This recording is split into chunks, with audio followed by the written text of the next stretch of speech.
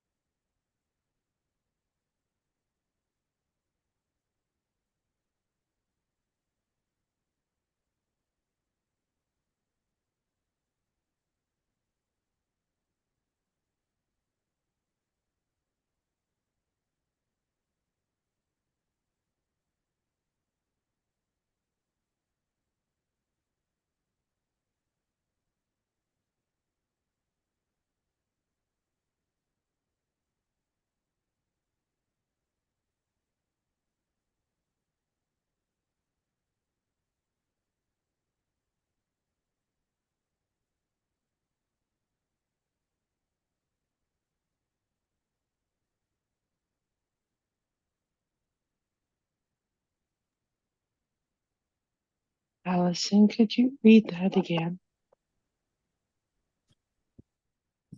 Sure. Just found it, sorry.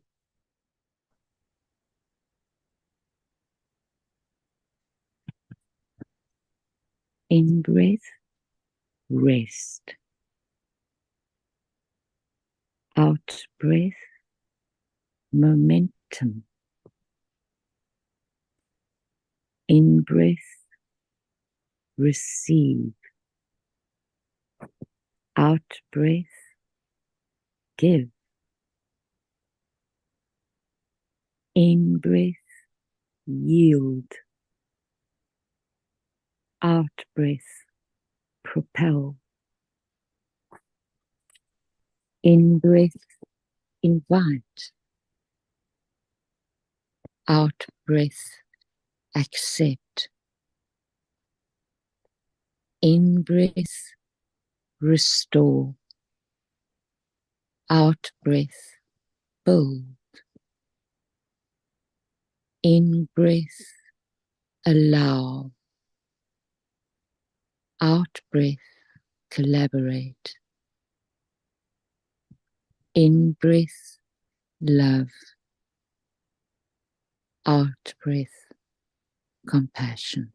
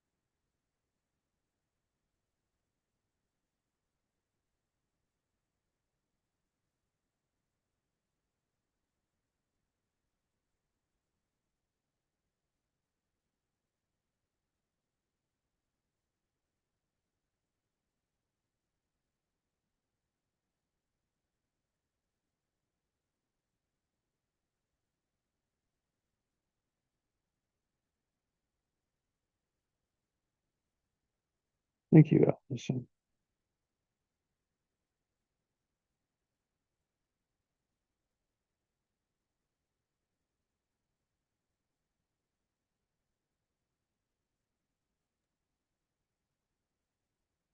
It's my pleasure.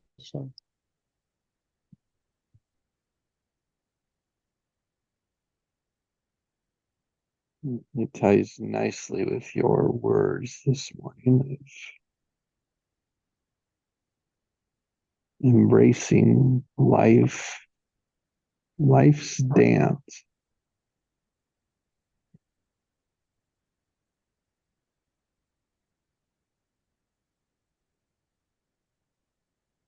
Mm.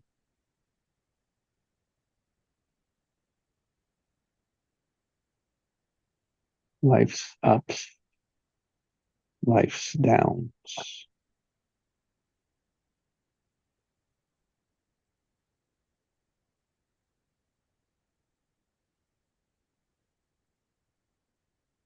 And if they exist in the boundary of embracing them,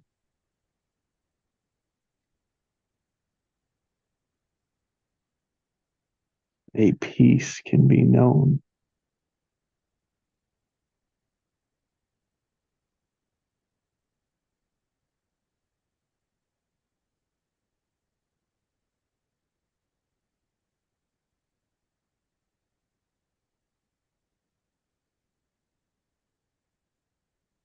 My word was this morning was peace, and then I was thinking, so what is that? And it, what I, when I thought of peace and thinking of what is that, I had this saying in Afrikaans that means when you see still waters, in other words, it looks very peaceful in a river, that's an indication that the river bed is very deep there. So it's almost like a warning. Don't be fooled by the peace, because there's a lot of unknown underneath. But it's also the other interpretation of it is that having peace means that you're holding a lot.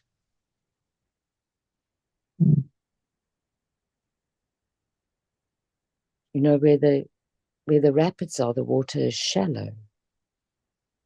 So initially to the naked eye, it looks like there's a lot of turbulence where the rapids are, but it's actually, it's not, it's not as dangerous as you think it is, because you probably could walk it.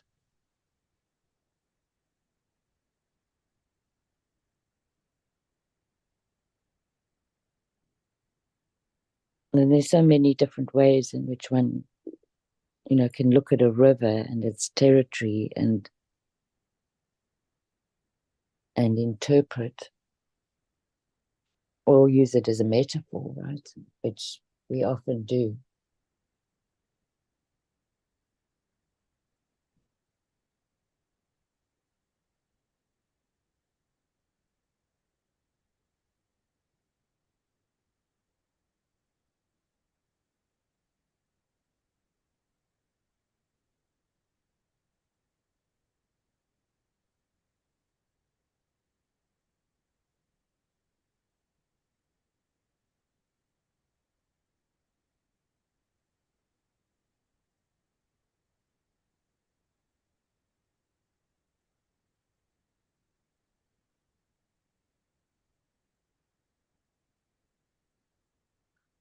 So I wanted to share something else this morning. I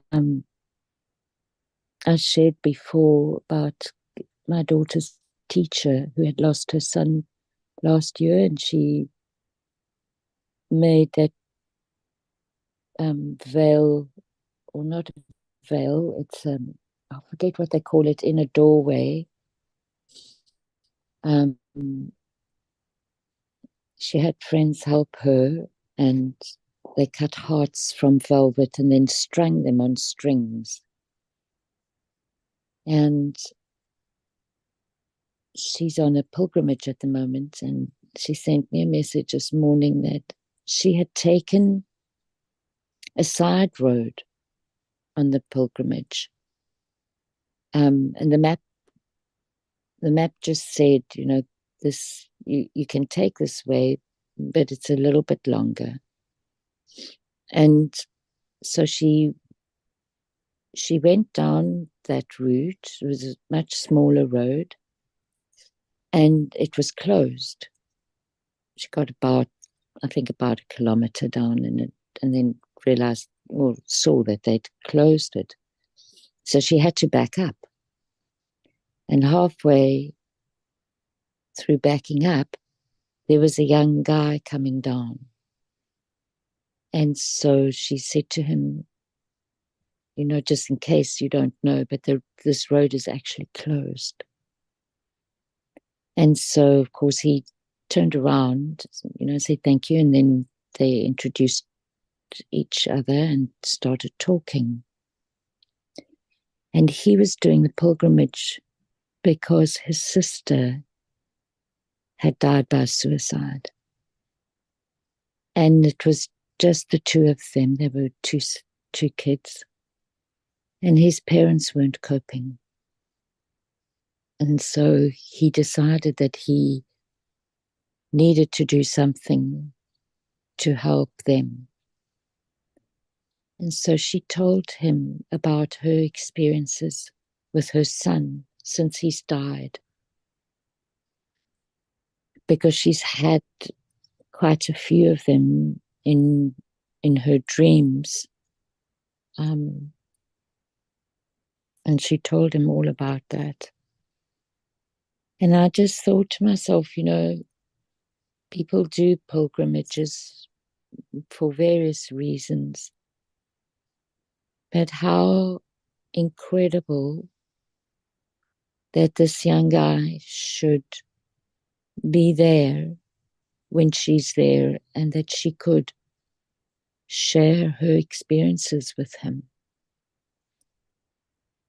And how that, what that brings for him, and what he can then bring back to his parents. So it was again just that absolute beauty in in connection, and how much can be done when we do our own work and then reconnect. I mean, I think while we're doing our own work, we connect with others as well. There's no doubt about that. But then it's just the power of that continual willingness. Your word, Jessie, and what that does.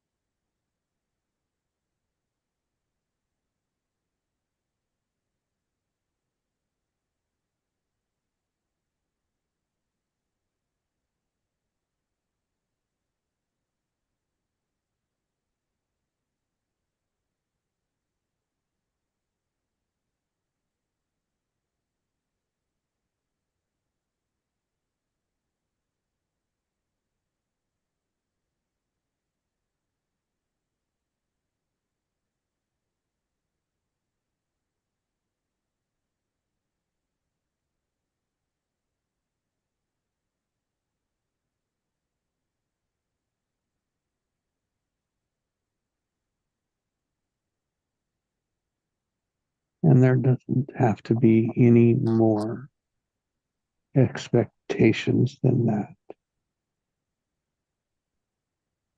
Mm.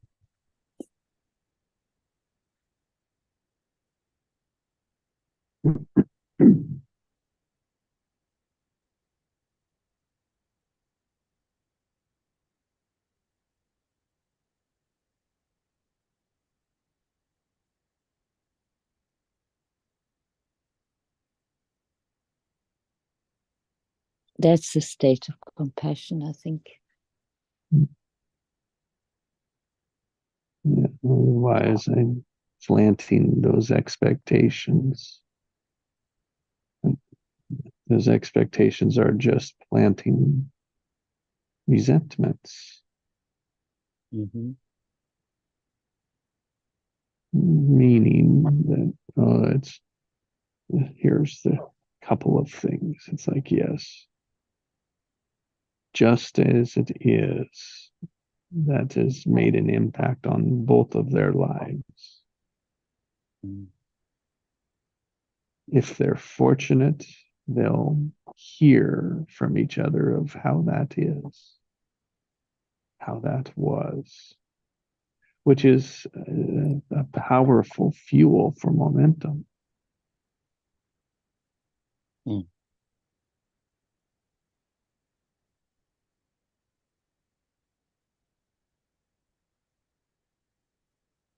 But also, it's like people go on, heal, and we forget where it came from. Mm. So what?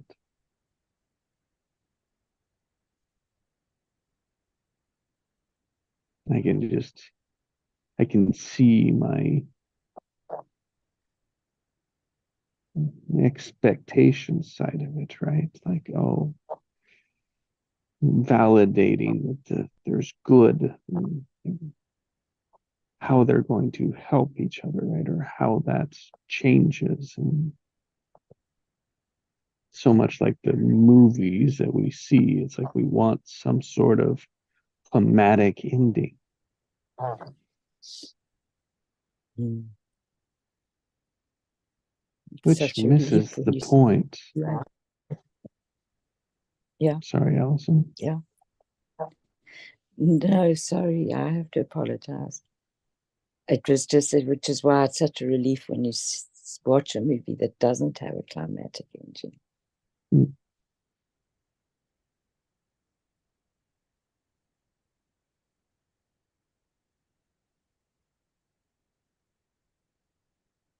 because it's just that intersection that matters. Mm.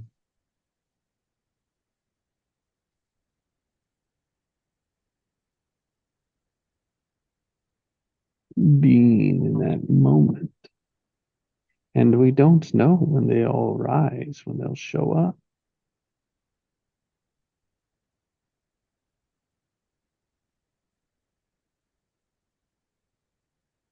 That's part of life's dance, the ups and the downs.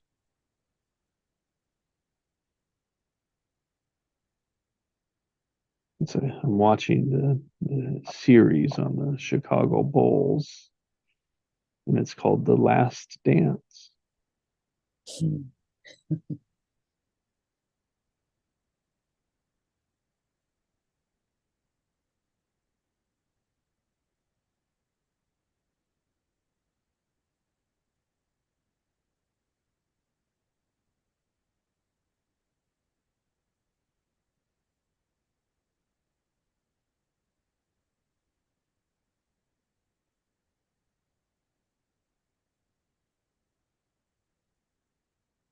And the ups and downs of their second three-peat.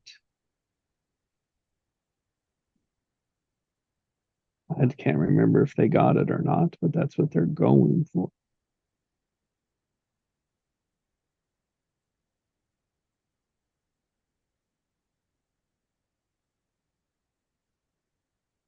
It's like life, ups and downs.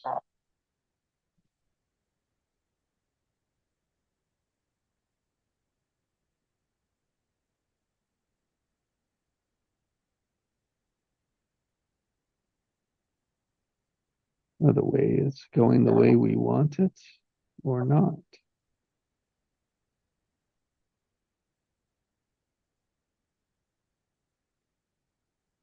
And being at peace with both.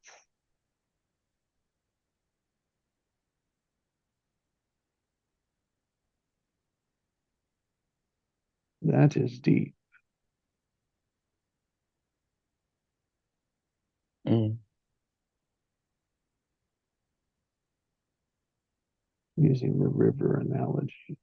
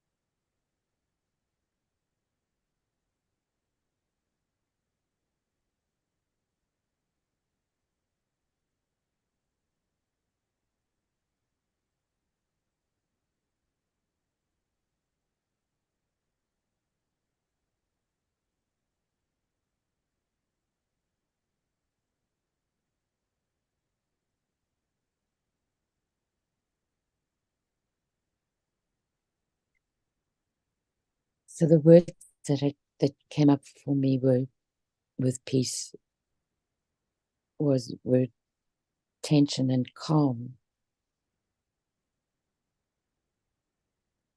And I think I'd not always been as clear about the difference between the two, between calm and peace, for one. And the word tension, I hadn't seen before.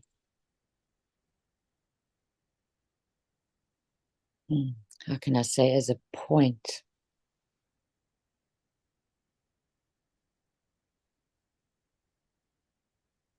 Because this is going to sound totally contradictory, but there's so much movement in tension.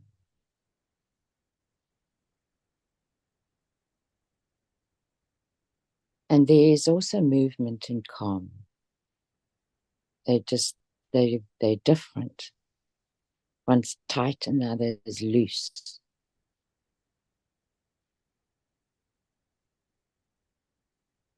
And so for me, there's a dancing between the two. It's almost like they're contained within each other. And then what is that container? And that container is peace, is the embracing of that container. Or the embrace of that is the container, which is peace.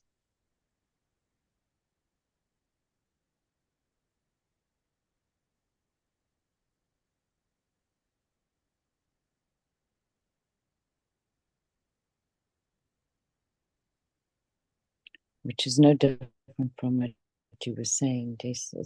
It was just,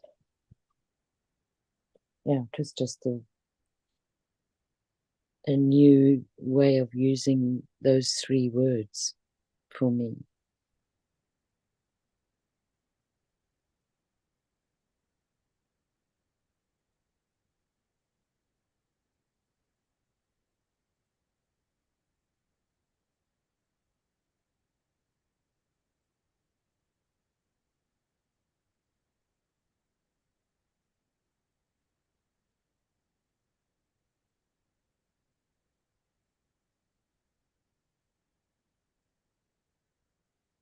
And I think in a way I think of it now, it's probably a bit of a description about my experience in the meditation yesterday.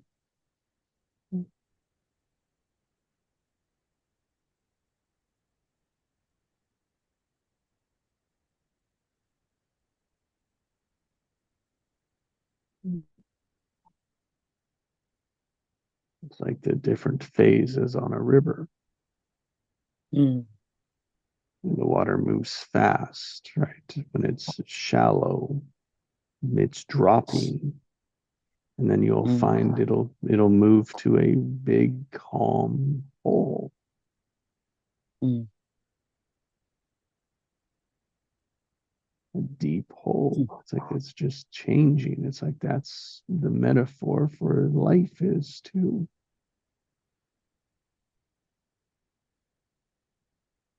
They're just different. Mm. How we respond to them, how we're connected to it, how we're attached to it.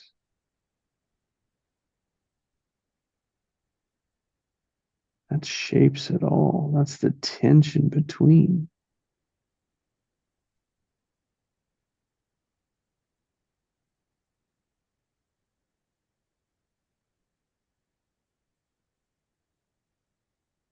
Just the awareness to know where we're at on that. Exactly. Not as a certainty,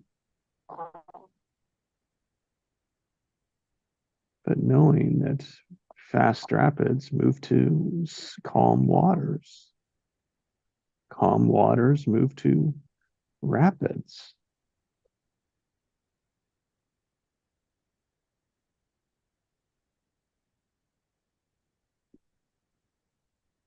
That's the life's ups and downs.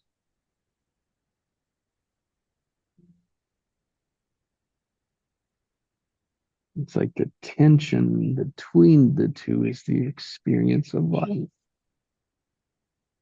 And the awareness, I think, the word that came to me with that just was orientation. It gives us an orientation.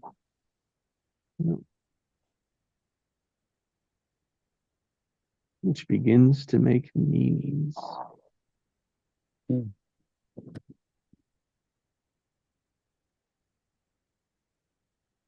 Can make meanings and not attaching to the meanings. That's the key to it. Mm.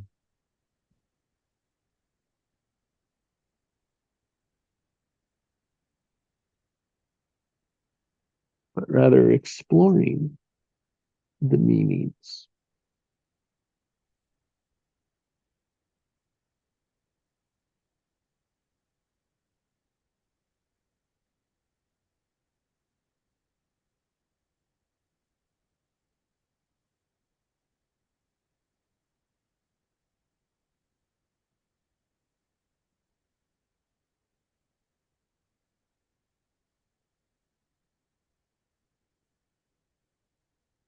It's like we always have a choice, even when we don't think so, even when we don't want one.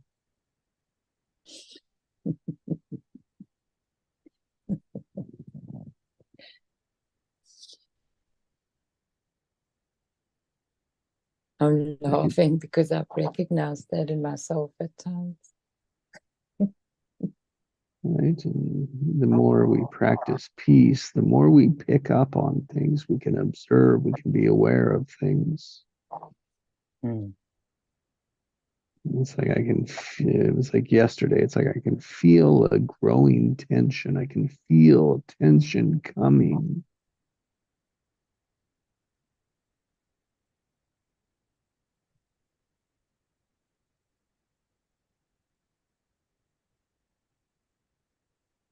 And reluctantly,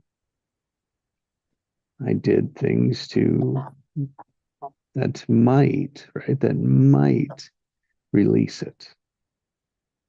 Mm.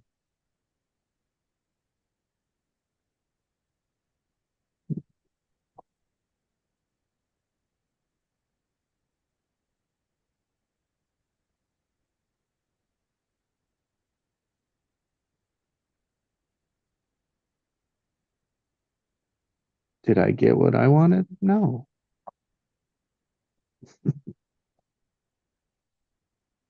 But was it worth the practice? Yes. Yes. It relieved that tension, but it was like still fixed on the boundary of what I wanted and how I wanted it, right? It was like it's like it's so much, just so locked into that way, this thing. Mm. And it was creating my tension.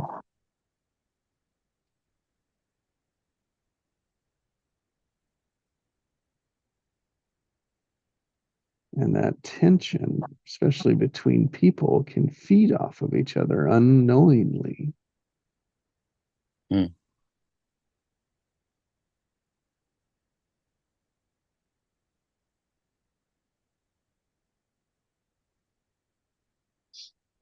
So we have other tools available to us as well, which I forget constantly. And what I'm referring to is that we can work with the energies.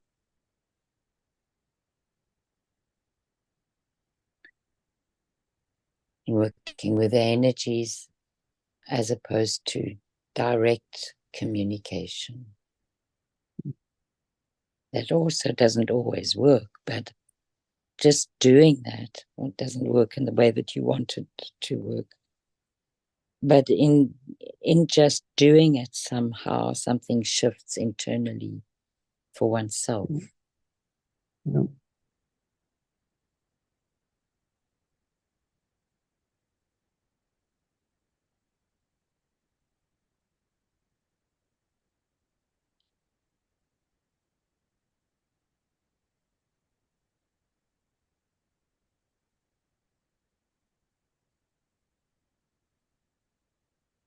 And those energies might not work at that moment in time in the way that you want them to, but you bet they do over time.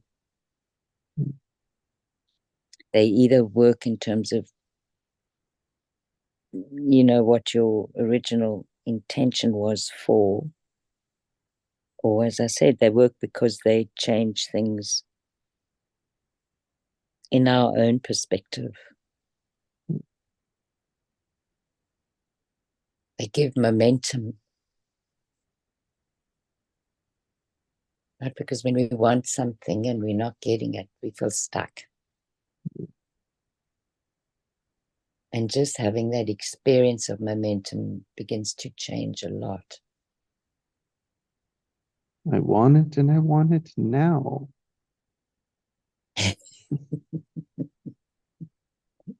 Just do it. Yeah.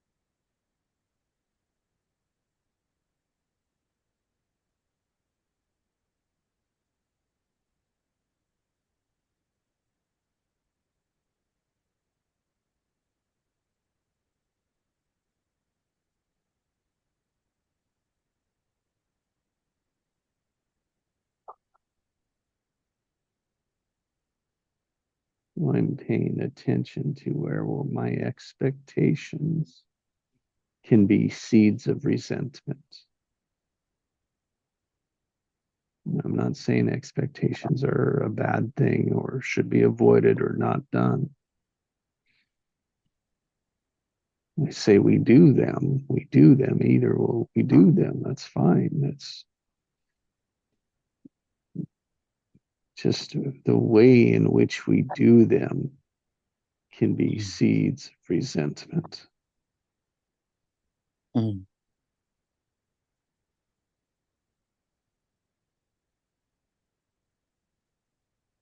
That's when we lean towards constriction.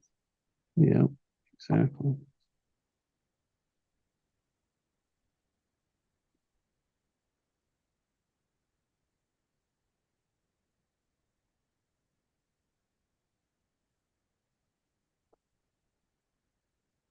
Mm.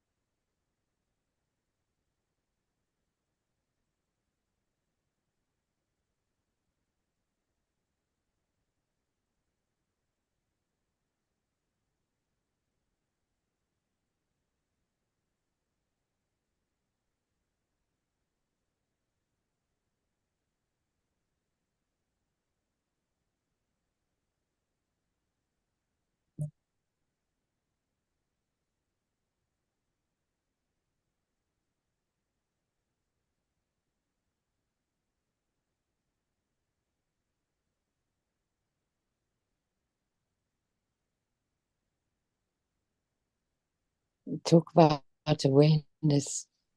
I where I'm from, where I'm sitting, I have one of the doors out of my bedroom goes into the washroom, and the other door goes into the passage. And on the door to my washroom, I have this poster from National Geographic. And it's this huge redwood tree in California. And it's in winter with the snow. And there's a guy in red standing at the, standing on the ground. So you've got this enormous tree with this man at the bottom, and proportionately, it looks like an enlarged ant. And as I'm looking at this picture, I'm thinking about all the momentum that there is in this tree, all the life that it contains. And then I'm thinking about this man and all the momentum that there is in him.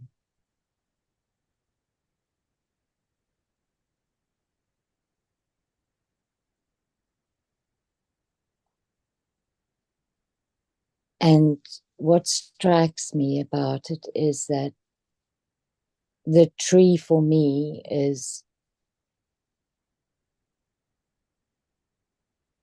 even still, it's a small part if you think about the universe. And then I look at the man, and it's just that perspective of our lives. They're important at the moment that we have them, because there's so much that we can do with them. But really, in terms of the perspective of the tree, it is quite a lot smaller.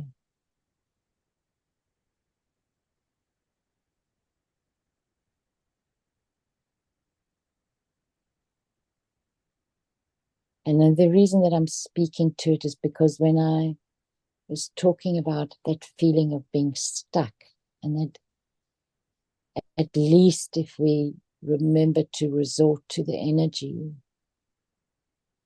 to go there, that's when we get this perspective of us in the universe.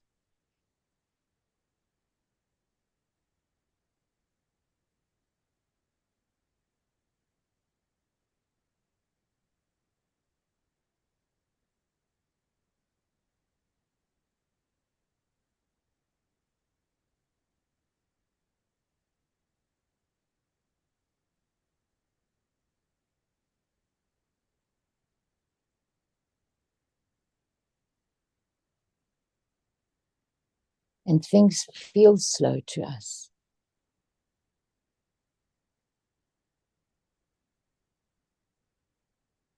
But life is so vast.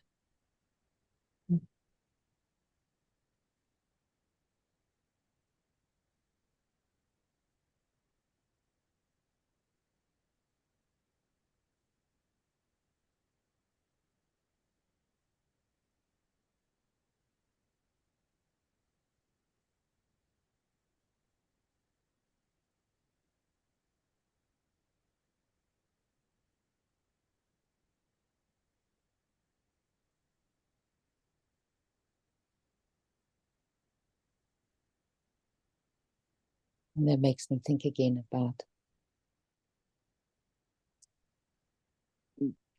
what we know about emotions, that if we get out of the way of them, in other words, we don't keep on attaching a story to what we're experiencing, that emotion, the nervous system will metabolize that, will digest that emotion within 90 seconds. That's fast. Considering how long we choose to stay in it. Yeah, aware or unaware. Mm-hmm. If you're aware, then you can definitely let go much quicker, right? Mm-hmm. And still be gripped by them, yeah. Mm.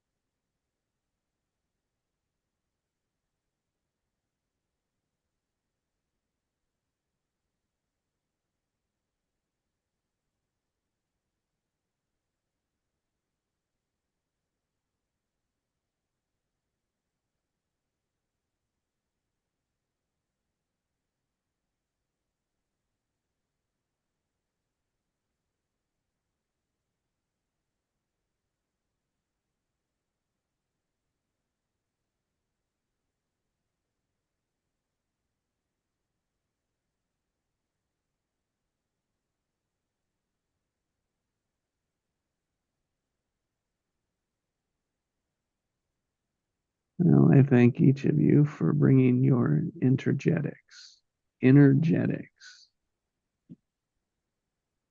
Yes, thank you. Thanks for a great day. Yeah. Have a great day, Hans.